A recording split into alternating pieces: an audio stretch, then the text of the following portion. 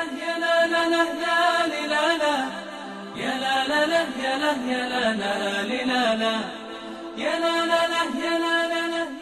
วยคุณถามเซนราทีนะว่าเขามีหน้าที่อะไรบ้างแล้วก็เหตุการณ์ที่มันตื่นเต้นประทับใจกับเขาในการเดินทางทริปนี้เนี่ยนะคืออะไรครับ What is your duty in this journey and what is the most impressive story in the journey or excited story? My duty in the journey is to take photos and compile them and maybe to write a little bit about every day to caption the photos and probably the most exciting story of the whole journey is probably through Central Asia, Turkey and Iran and Turkmenistan, Uzbekistan is because the people are very different. I mean like everywhere people are different but I think Turkey was very different because of the history. They had many different parts. It's very big, so we learned new things every day. And then through Iran, we went through new experiences because we went through 2 robberies that occurred. And it was a very new experience for us because throughout the whole journey, nothing bad ever happened until Iran. So it was a very new experience that we learned from. And it was also quite interesting at the same time. You know, and yeah. Okay. ก็คือน้องสมิราก็ได้บอกว่าที่ผ่านมาที่ค่อนข้างน่าตื่นเต้นที่สุดก็คือจะมี2ประเทศก็คือจะเป็นตุรกีกับอิหร่านซึ่งตุรกีเนี่ยเนื่องจากว่า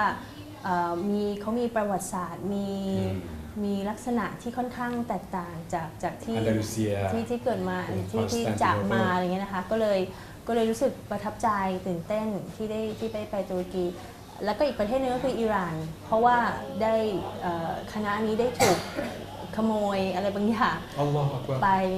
ในประเทศนี้ก็เลยเป็นที่จดจำในประเทศอิหร่านนะคะครับ Thank you อะไรมากเซ่ก็ซานีใช่ไหมซามิระน่ะคนแรกนะครับแล้วก็ของที่สูญหายไปเป็นไงบ้างฮะลดทดแทนด้วยอะไรWhat you said that you've been robbery right in Iran. What kind of things? We bought. There was 2 days in Iran. On the first day, they broke into our car and they took a generator that we just recently bought in Turkey, a box of cables, and some other few things, metallic things. And the second day, we were robbed face to face by fake police who said they were looking for drugs and such,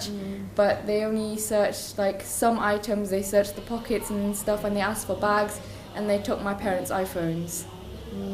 iPhone, thank you. ค่ะส่วนใหญ่ก็จะเป็นพวกเครื่องใช้ไฟฟ้าหรือตัวเคเบิลหรืออะไรอย่างเงี้ยค่ะคือโดน2 วันก็คือวันแรกก็โดนเรื่องเกี่ยวกับเครื่องใช้ไฟฟ้าวันที่2ก็คือปลอมเป็นตำรวจแล้วก็เข้ามาลักเล็กขโมยน้อยได้ iPhone ไปได้นู่นนี่ไปจากกระเป๋าค่ะแต่ว่าบอกว่าจะเข้ามาตรวจค้นหายา Even they try to kidnap they want to bring to the car to kidnap us ถึงขั้นจะลักพาตัวทั้งหมดไปด้วยซ้ำ Many experience Yes, something funny and sad. Yeah. Have sad? Yeah. Have sad scene? It was really nice. You bring here. Yeah. It was really excited. You know, from the start of the journey, there was. But I think until when we get robbed, it probably is a little bit shock. Big shock. Yeah. You do hurt. You know, you do try to look after your safety, of course, but you did not expect such a things, and then especially when it's happened, you know, I think anything like that happened, we always been very quick. You did not expect, and you did not know. This is something lesson we need to become more careful. Yeah. So. ค่ะก็เหตุการณ์วันนั้นก็ทำให้ทั้งคณะก็เริ่มระมัดระวังในการเดินทางมากแล้วก็อาจจะช็อกนิดๆแต่ก็สามารถที่จะทำความเข้าใจกับเรื่องราวแล้วก็ทำให้รู้สึกว่ามันเป็นการสอนเราเหมือนกันนะที่จะได้เราจะมัดระวังตัวมากขึ้นค่ะ คือเขาคิดว่าวิกฤตที่มันเกิดขึ้นนั่นคือโอกาสแห่งการ education คือการเรียนรู้นะจากสิ่งที่มันเป็นเทรดเป็นวิกฤต แต่ว่ามันก็คือตรงกันข้ามกับกรรมที่ทำให้เกิด opportunity โอกาสนะ opportunity Yeah, opportunity. Yeah. yes ของเขานะฮะแล้วก็ได้เกี่ยวกับเรื่องของความรู้ที่เพิ่มพูนขึ้นอิลมู Yes. good Knowledge. Yeah. น้องด้านหลังเห็นไหมครับแหมเหมือนคนนี้เหมือนดาราฝรั่งเลยนะฮะหน้าตาหล่อเหลามากนะครับ very handsome man same look like Hollywood excuse me what's your name again Muhammad Shamim. มูฮัมหมัดชมิมโอเคสองคำถามเดียวกันน่าจะให้ดรดีลาได้ถามเขาว่าสิ่งที่เขาตื่นเต้นประทับใจมากที่สุด แล้วก็หน้าที่ของเขาในการเดินทางครั้งนี้ครับขออนุญาตนะครับ sorry The same questions. What is your main duty and what is the impressive story or exciting story from the journey? All right. I think that obviously my main duty is to record the journey. I haven't done much of that soon, but hopefully at the end I will edit all the different videos and put them all together into a little documentary, a short film. And I think the most exciting thing during this journey is definitely around the European area. Turkey was a big experience. We've met so many nice people, and it was really nice to meet other people because usually back at home I've always been the person who sat at home, never met new people. And I think this journey has really given me an opportunity to meet other people, and I think I've come out more to the world than I did before. หน้าที่ส่วนใหญ่ก็คือเป็นช่างถ่ายวิดีโอเพื่อเก็บเรคคอร์ดนะคะเพราะว่าในสุดท้ายแล้วเนี่ยก็จะรวบรวมทุกอย่างแล้วก็จะทำมาเป็นสารคดีในการเดินทางครั้งนี้นะคะส่วนประเทศที่ประทับใจส่วนใหญ่ก็จะเป็นทางฝั่งยุโรปแล้วก็รวมถึงตุรกีด้วยที่ได้พบเจอผู้คนค่อนข้างต้อนรับดีแล้วก็ได้เจอผู้คนที่หลากหลายแล้วก็รวมถึงประเทศตุรกีก็มีความหลากหลายในทั้งผู้คนหรือลักษณะหรือว่าประวัติศาสตร์ด้วยนะคะแล้วก็สิ่งที่เขาได้รับก็คือทำให้เขารู้สึกเปิดรับต่อโลกมากขึ้นมากกว่าเดิมที่เขาเคยเป็นครับประสบการณ์เรื่องของการเป็นนักถ่ายทำ documentary man เนี่ยหรือว่าสารคดีนี่นะครับแล้วเขาคิดว่าเรื่องราวของเขาตรงนี้เนี่ยน่าจะสอนอะไรผู้คนได้บ้างถ้าเกิดว่าไปถึงจุดสุดท้ายที่มาเลเซียแล้ว Let's say if you finish your documentary video or something, what do you think that the people can learn from your work? I plan on showing people that it's always best to go out and travel because the more you learn, the better. And obviously, I've definitely learned a lot from the past. Back in England, I didn't really come out so much, and now that I've realized that this entire journey has really made me happy, I'm really happy with the experience during this journey, and I think that everybody else should have their own experiences too. ก็คือเมื่อทำเสร็จเนี่ยก็คิดว่าจะนำมาให้คนอื่นๆได้ดูซึ่งก็เชื่อว่าผู้อื่นจะได้มีความสุขไปกับเรื่องราวเนื้อหาที่พวกเขาทั้งหมดได้ประสบมาแล้วก็ได้มีความรู้สึกถึงคุณค่าของการเดินทางประสบการณ์ที่การเดินทางจะสามารถให้กับผู้คนได้แล้วก็คิดว่าผู้คนที่ดูวิดีโอของเขาก็น่าจะมีความสุขเหมือนที่พวกเขามีความสุขค่ะ Thank you Jazakumullah khair and you So Sumra. excuse me again what's your name Samara สองคำถามเหมือนเดิมฮะ Same questions what is your main duty and what is the exciting impressive story from the journey My main duty is to take pictures and I do sometimes write about the journey and stuff like that and I think this journey has really changed my life. It's really good. How do I say this? I think that when I was at home, again, like him, I didn't really like to go out and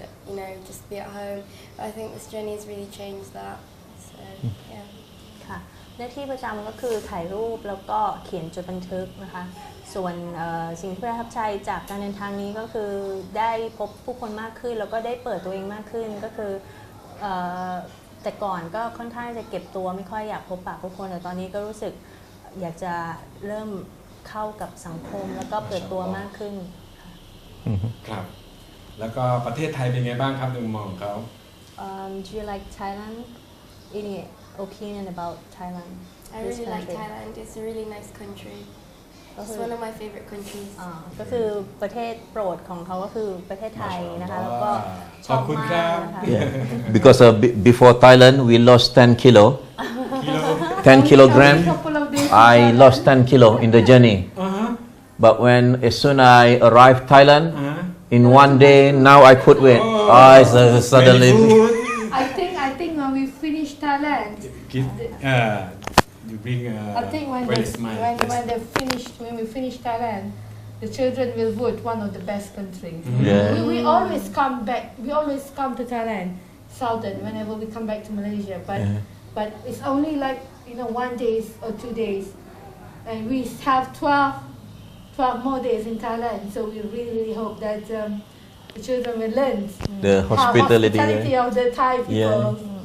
Even in the Konkan, is that Konkan? We get invitation. So for our lunch, and bring to the house. make tea also. What's your favorite? Yes, I think Tom Yum probably is the best thing. I'm looking for some time. Oh, Tom Yum. Very very chili. Yeah.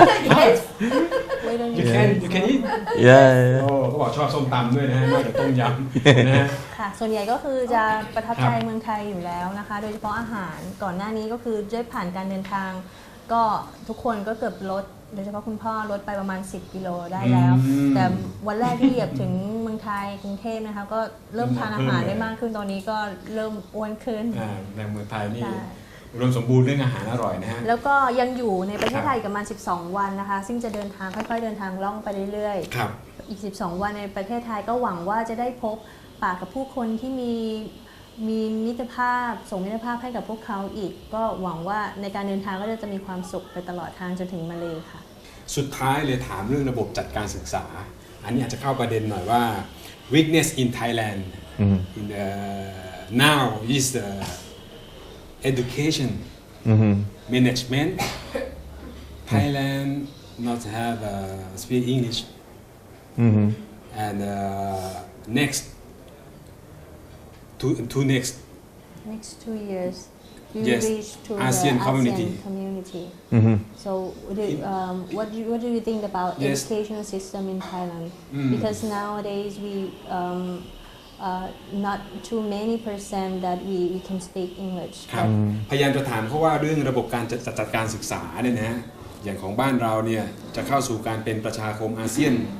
ยนคอมมูนิตี้นี่นะฮะบ้านเรานี่ยังเรื่องของภาษาอังกฤษนี่เราก็ยังไม่รู้เรื่องยังไม่เข้าใจอยู่ติดในอันดับท้ายๆแถมการจัดสกอร์อันดับเนี่ยนะฮะก็ไทยอยู่ในอันดับท้ายๆนะฮะช่วยบอกเขาทีว่าในอาเซียนเนี่ยเรารู้สึกจะอยู่อันดับท้ายๆWe are about the least of out of other countries in Asia because of our weak in English and also about so many points in education. So, what do you have any idea about Thai educational system? นิดนึงเนี่ยก็จะถามเขาอย่างนี้ว่าทีนี้เนี่ยระบบจัดการศึกษาบ้านเราที่เป็นอยู่เนี่ยเช่นเราก็ต้องเรียนวิชาพื้นฐานbasic subject เช่นคณิตศาสตร์นะเรื่อง experience เรื่อง culture เรื่อง mathematics นะเรื่องวิทยาศาสตร์อะไรทั้งหลายที่มันเป็นระบบเป็นกระบวนการกับการเรียนรู้แบบjourney เนี่ยแบบผจญภัยอย่างเนี้ย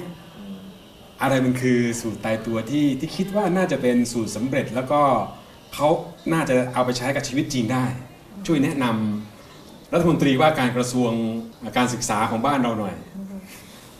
Because in Thailand we have to study foundation subjects like math, science, whatever. But compared to what have you learned from your journey, what do you think is the best way to learn and to improve our education for Thai people? Could you please suggest to our Ministry of Education? I'm not sure because before this I see Thailand is very good in terms of education because when in England we can see a lot of product from Thailand. So many things from the packaging. You have a durian. We don't have a durian from Malaysia, but we have durian from Thailand. We have like mangosteen in the can. In Thailand, everything from Thailand. And a lot. I think the education is a good, but might be exposure. You need more exposure, and this exposure because depend on the need. Because for example, if I just stay in Malaysia, I just speak Malay.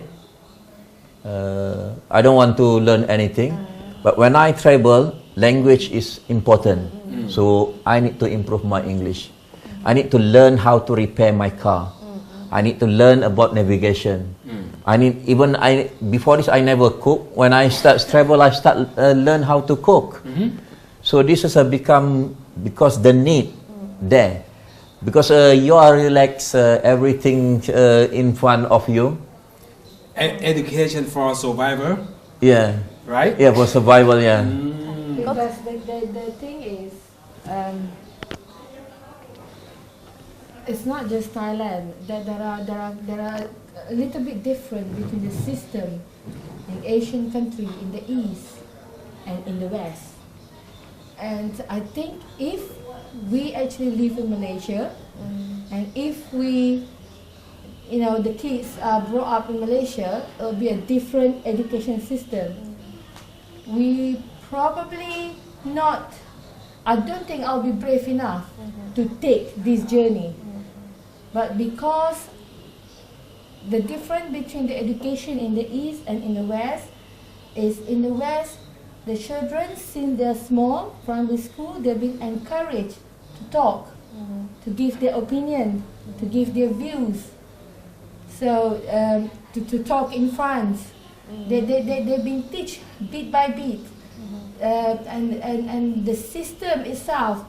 helped to build the confidence. It doesn't really matter if the children abilities, because mostly in Asian country we are concentrate more into the abilities of how far you can go. But over there, the system is the children being treated the same. Although there are no A, B, C class, they are all the same, and the children have their own ability. They might not be good in math, but they might good in art. So that builds every student confidence, and that what make the difference between how we confident to put our feet and travel. That's what the difference between. That's why we see a lots of Western that did not have put a limitation when they want to travel, but we always have that fear. Because I think when you travel, he don't know square root. He don't know mathematics side. No. Yeah. Not But important. Not important. Yes. Yeah. But Yeah. you do learn without you realize Yeah. that you learn. For example, they might not know where Uzbekistan is or how big the country is. But when you travel to that country, you have to go through the borders, because you not come by aeroplane. You go through the borders where local people are passing through. Like in Nong Khai, not many people, it's a border where Laos and Thai people cross. Not like, other people from different countries, there are less foreigners. But when you cross through overland, you have to cross through all these local borders. So, want it or not, the children, they have to learn. You're going through the border, this is the procedure, and automatically, okay, we are different time now, okay, we are different currency now. So, want it or not, you have to learn. So, the travel actually has to force yourself to learn something that you might not learn. I mean, you might learn how to calculate the money in school, but you might not learn so much different currency. But you have to learn all these different น่า currency. คิดมากเลยครับเชิญนะดรดีลานี่เป็นนักจัดการศึกษาด้วยคงจะได้กรุณาตอบเรื่องนี้น่าจะเป็นประเด็นชวนคิดในค่ำคืนวันนี้ได้อย่างดีทีเดียว ค่ะก็คือในฝั่งคุณพ่อเนี่ยเขาก็จะเน้นประเด็นที่ว่าทางประเทศไทยจริงๆแล้วท่านคุณพ่อเนี่ยจะเห็นผลผลิตเยอะมากที่จากประเทศไทยส่งไปอังกฤษเลยคิดว่าน่าจะเป็นว่าเพราะประเทศไทยมีหลายอย่างที่ดีๆอยู่ในนี้หมดเลยไม่คิดที่จะเดินทางหรือออกเปิดตัวเองไปสู่ข้างนอกเพราะฉะนั้นข้อสังเกตของคุณพ่อก็คือว่าน่าจะเป็นเรื่องการปิดตัวของคนไทยที่อยู่แค่นี้เท่าแค่นี้แล้วก็รู้แค่นี้ในขณะที่ส่วนการเดินทางเนี่ยหรือว่าการที่ต้องออกไปทำอะไรทำให้มันเกิดความต้องการว่าฉันต้องพูดอังกฤษฉันต้องทำอันนั้นให้ได้ทำอันนี้ให้ได้ทักษะชีวิตหรือทักษะการเรียนรู้มันจะมากขึ้นเมื่อเดินทางหรือเมื่อเราเปิดตัวเองมากขึ้นต่อผู้คนนะคะส่วนในมุมมองของฝั่งคุณแม่เนี่ยที่ผมถามเขาว่าแบบว่าแบบเช่นวิชาที่เป็น basic skill พวกmathematics พวกอะไรพวกนี้เขาไม่ได้เรียนแบบเป็นแบบแผนอย่างเงี้ยใช่แล้วจะเกิดอะไรขึ้น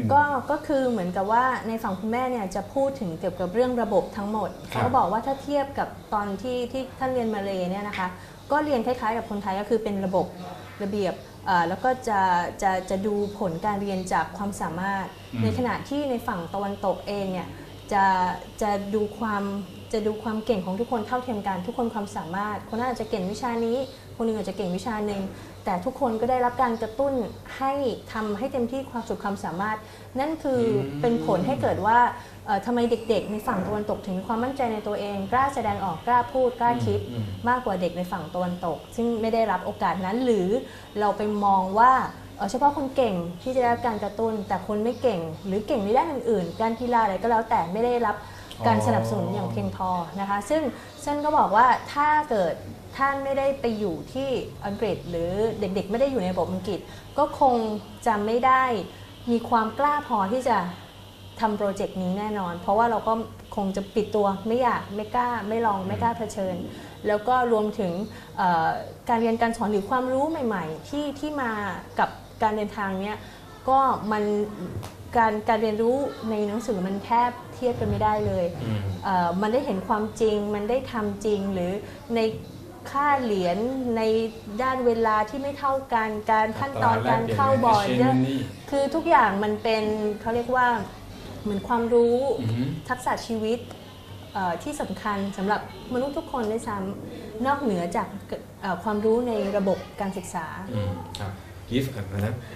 ดร.ดีลาในฐานะที่เป็นนักจัดการศึกษาด้วยพอฟังตรงนี้แล้วเนี่ยคิดว่า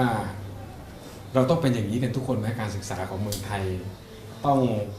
ไอ้ระเบียบที่เราเคยวางว่าต้องเรียนเป็นจังหวะแล้วก็สนับสนุนคนเหมือนกับโคลนนิ่ง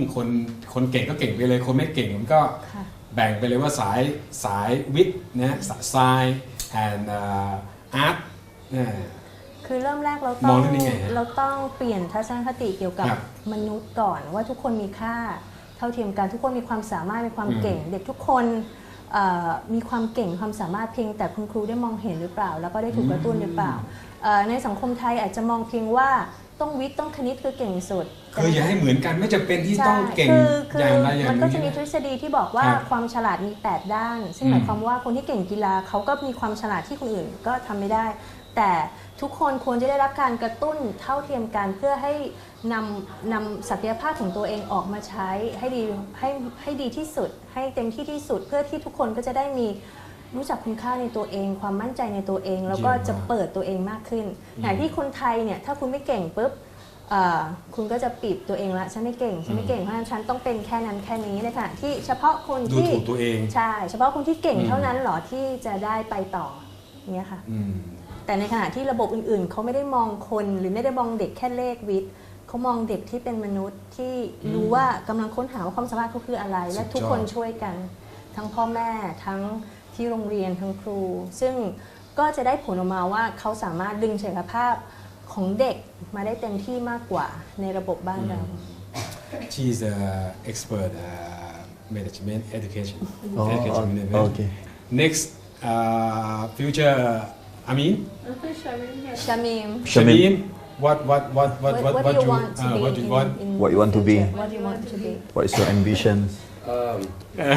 It's really difficult. I think I plan on being an architect because that is one of my most Oh. good talent. เห็นไหมฮะ Do that. ครับท่านผู้ชมที่เคารพ สา ครับ มารถตอบได้เลย เขาถ่ายวิดีโอนะ คือทริปเนี้ยการเดินทางไปที่ถ่ายวิดีโอ แต่ว่าอยากจะเป็น architecture คืออยากจะเป็นสถาปนิกผมเชื่อว่าน่าจะได้ inspiration แรงบันดาลใจจากตุรกี ซึ่งมีสถาปัตยกรรมอะไรมากมายที่อิสลามเคยเป็นจุดสูงสุดของอิสลามที่กรุงคอนสแตนติโนเปิลที่ตุรกีสถาปนิก architecture Inshallah Inshallah. I give dua for you Amin, amin. and you what did you want future occupation I don't think I'm 100% sure of what I want to become because there are so many great things in this world. But whatever it is, I think I want to be involved around people, around children most probably, and around, about their behavior, perhaps similar to a psychologist, but maybe psychologist for kids, something around that area. Because throughout this journey, we've learned about different people, and it gives me more interest in them. ค่ะ ครั อยา บ กเป็นนักจิตวิทยา เพราะว่าเขารู้สึกว่าเขาชอบในการพบปะ แล้วก็เรียนรู้จากผู้คนทั้งเด็กแล้วก็ผู้ใหญ่ ก็เลยรู้สึกว่าโตขึ้นอยากเป็นนักจิตวิทยา Inshallah ค่ะ maybe Sigmund Freud second Dr. Samir Sabira. Sabira Inshallah I give dua for you แล้วก็คงจะถามซุมรานะครับว่าอนาคตของซุมราเนี่ยอยากจะเป็นอะไร คนนี้สถาปนิกคนนี้เนี่ยนักจิตวิทยานะซุมราครับ Well, ever since I was small, I loved animals, so I was hoping maybe when I'm older I can work with animals.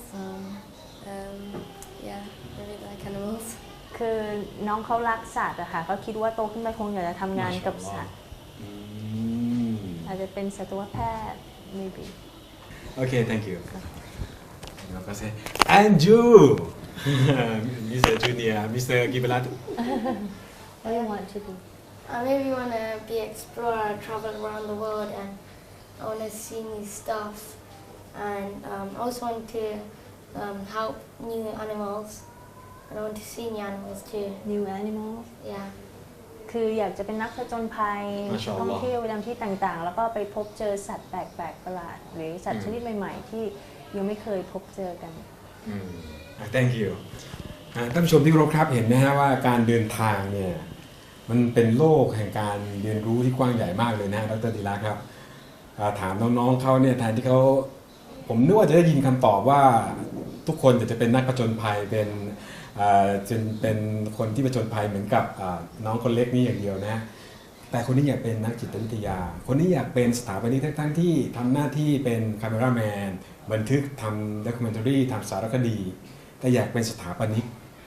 มันเกิดอินสปิเรชันเกิดแรงบันดาลใจจากสิ่งที่เขาได้เห็นได้เจอและคนสุดท้ายอยากเป็นสัตวแพทย์นะส่วนคนนี้ยังเล็กอยู่ก็อยากจะเป็นนักเดินทางนี่แหละคือสิ่งที่มันน่าสนใจนะว่าโลกแห่งการเดินทางที่อัลลอฮ์บอกว่าอัลลอฮ์ say in Quran go to the on the world นะมัคลุกอัลลอฮ์ให้ไปดูสิ่งที่อัลลอฮ์สร้างแล้วก็คิดพินิจพิเคราะห์แล้วเราก็จะได้ความรู้ knowledge from Quran เดี๋ยวเราจะไปดูการใช้ชีวิตบนรถจำลองกันดูนะฮะพาไปดูว่ารถจริงๆเนี่ยนะที่เขาอยู่กินนอนกันเนี่ยเป็นยังไงนะฮะอามัด can you show me when you stay in car What? Show where you stay in the car. Yeah, okay. Where I stayed in the car. Yes, can after this, yeah. Yeah. let's go Yeah. Yeah. let's go Okay. ครับ คือในการซ่อมแซมบำรุงรถนะคะ ทั้งหมดก็จะอยู่ที่นี่ And this one for LPG system. อันนี้ก็คือจะเป็นระบบของแก๊ส LPG ตรงนี้ก็จะเก็บเครื่องใช้อุปกรณ์เครื่องใช้ช้อนซ่อม Where's your refrigerator คือคุณพ่อคุณแม่นอนข้างบน2 คนนะคะส่วนลูกจะนอนตรงนี้ And he will show. He The will. kids โอเคเดี๋ยว will get เดี๋ยว a ลูกชายจะ bit more space. โชว์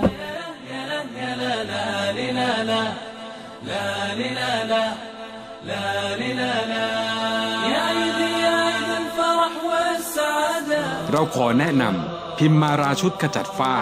ผสมอัลฟาอัลบูตินเพียงชุดละ400 บาทเท่านั้นและชุดรักษาฝ้าชุดใหญ่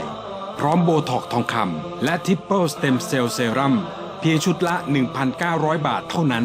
และขอเสนอพิมมาราชุดหน้าใสในขนาดทดลองเพียงราคา400 บาทและชุดหน้าใสขนาดใหญ่พร้อมโบท็อกทองคำในราคาเพียงชุดละ 1,100 บาทเท่านั้นโอกาสดีรับตัวแทนจำหน่ายทั่วโลกพร้อมช่วยโปรโมทการขายสาขาของคุณผ่านทั้งสื่อทีวีด่วนรับเขตละ1 สาขาเท่านั้นโทรด่วนหาเราตอนนี้ที่ 091 108 0035 091 108 0035อันอามีนสินค้าคุณภาพจริงใจซื่อตรง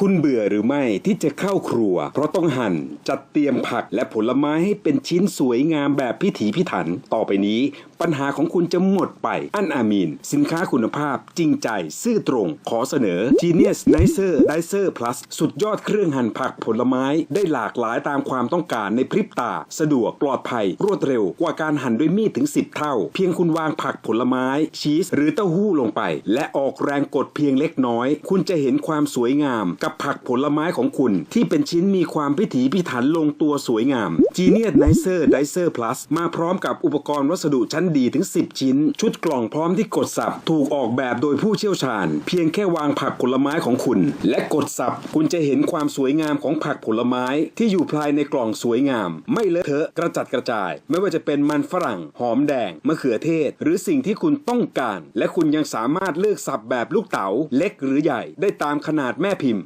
ถูกออกแบบมาให้ทำความสะอาดได้อย่างง่ายดาย Genius Dicer Dicer Plus มาพร้อมกับส่วนประกอบแม่พิมพ์ฝากดถึง10 ชิ้นบานพับถูกออกแบบให้กดคล่องสะดวกและปุ่มกดเศษผักผลไม้ที่ติดแม่พิมพ์ทำให้คุณปลอดภัยไม่ว่าจะสับเล็กสับใหญ่สับทางยาวไม่ใช่เรื่องยากอีกต่อไปเพราะมีแม่พิมพ์ในชุดมาให้คุณถึง4 แบบยังไม่พอในชุดยังมีที่ปอกเปลือกผลไม้ได้อย่างง่ายดายและชุดสไลด์ผักผลไม้ชีสให้เป็นเส้นสวยงาม Genius Dicer Dicer Plus อุปกรณ์ที่จะทำให้คุณมีความสุขและสร้างความประทับใจให้กับผู้พบเห็นจากราคา 1,500 บาทเราขายเพียง 1,200 บาทเท่านั้น10 สายแรกที่โทรเข้ามาในขณะนี้แถมฟรีทันที DVD ภาพและเสียงกุรอานทำนองซูดานโดยอีซานิยมมูลค่า200 บาทฟรีโทรด่วนที่อันอามีนคอลเซ็นเตอร์0911080035 0911080035อันอามีนสินค้าคุณภาพจริงใจซื่อตรงอันอามีนขอเสนอ Amazing Cut ในราคา950 บาทไม่ใช่แค่2 อัน3 อัน4 อันแต่เราให้ถึง5 อันพร้อมค่าจัดส่งฟรีทั่วประเทศด่วนสินค้ามีจำนวนจำกัดอันอามีนโทร0911080035 0911080035อันอามีนสินค้าคุณภาพจริงใจซื่อตรง